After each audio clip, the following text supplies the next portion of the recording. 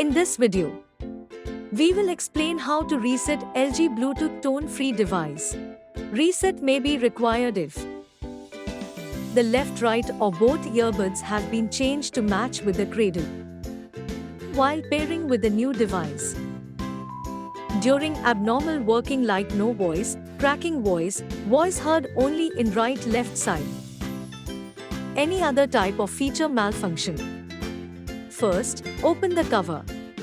Touch and hold on the touchpad of the left or right earbud till the LED flashes red. The reset will be indicated with the red LED turning on. Reset process will take 5 to 8 seconds. When the LED starts flashing blue after red means the reset is complete. Now the earbud is ready to pair with another device.